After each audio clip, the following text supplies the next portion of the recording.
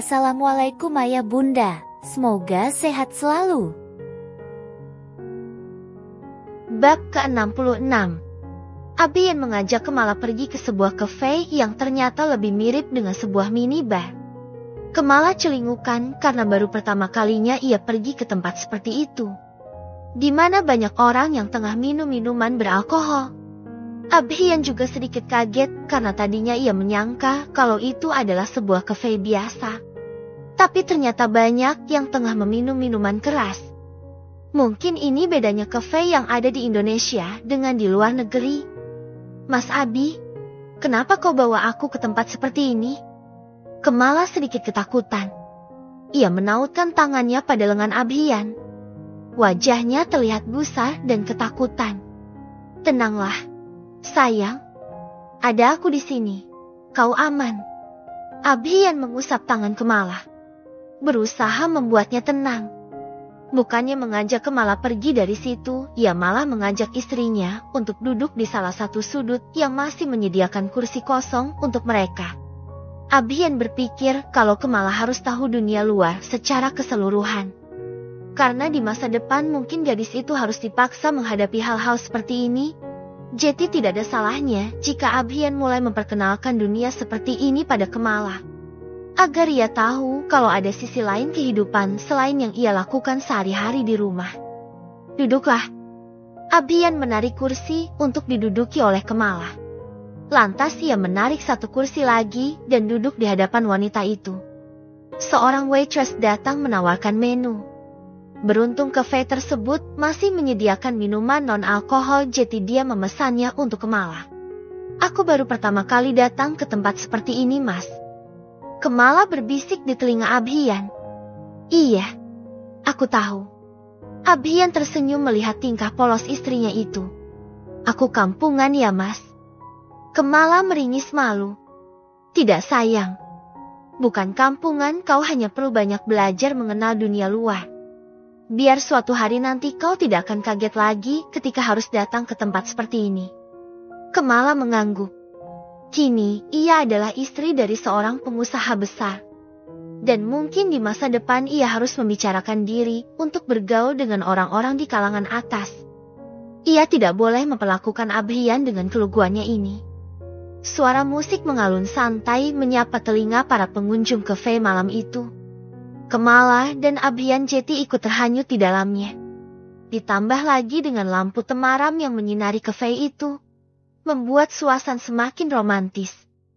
Kemala mengaduk jus jeruk miliknya sebelum menyesapnya.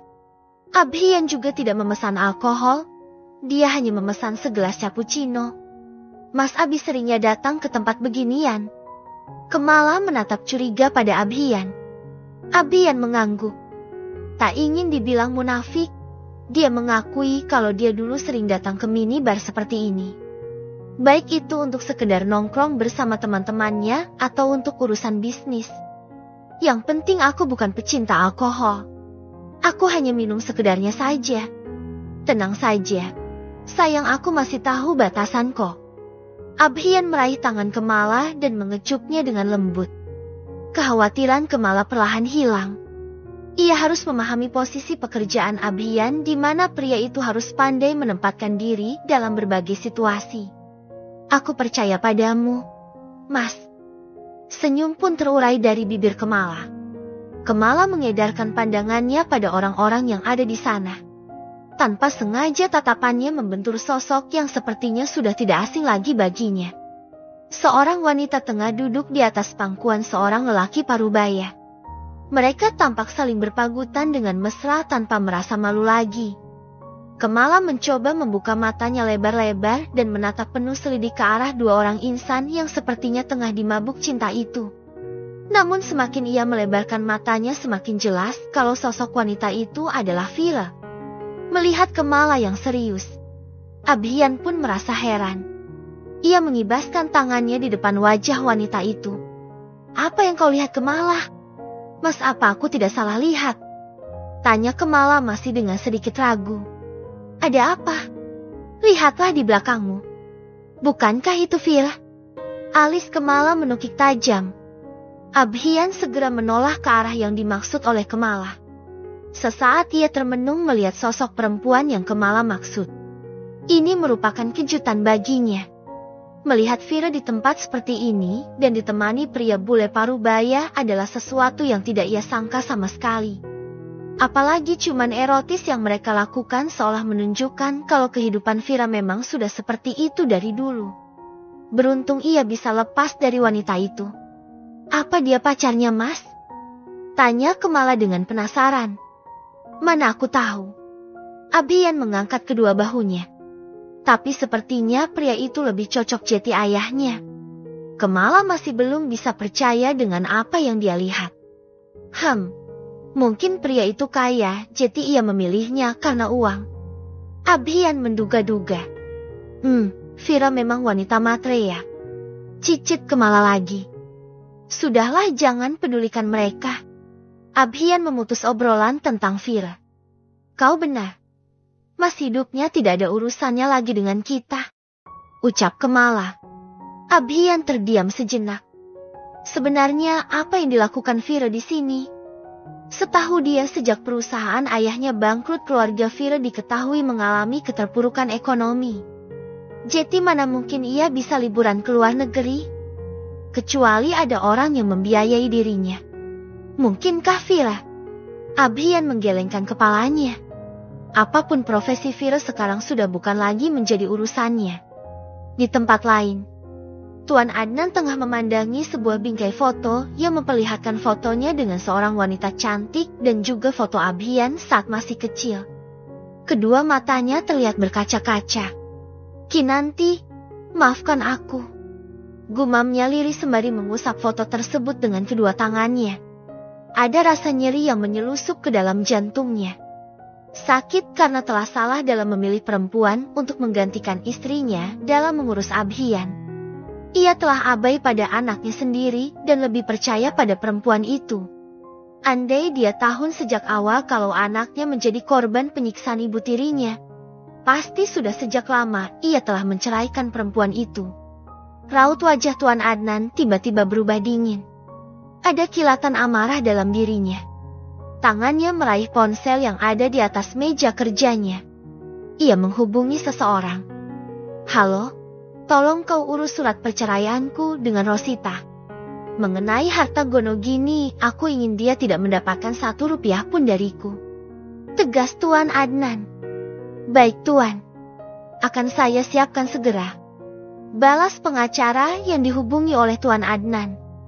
Tuan Adnan menutup sambungan teleponnya dan meletakkan ponselnya kembali.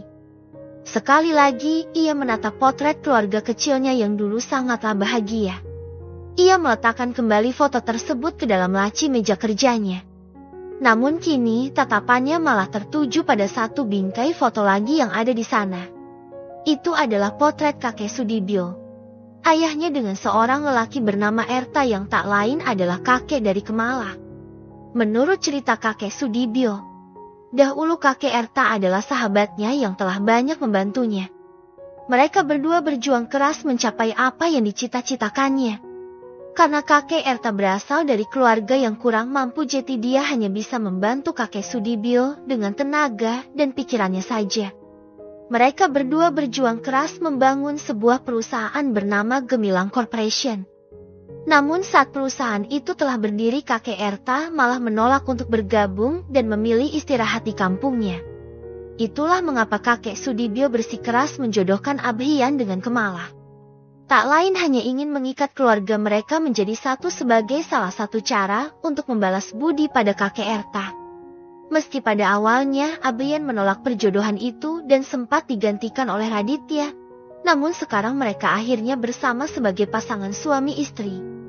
Takdir memang tak ada yang tahu. Maafkan aku ayah, karena aku belum sempat memberikan saham perusahaan 10% pada Kamala.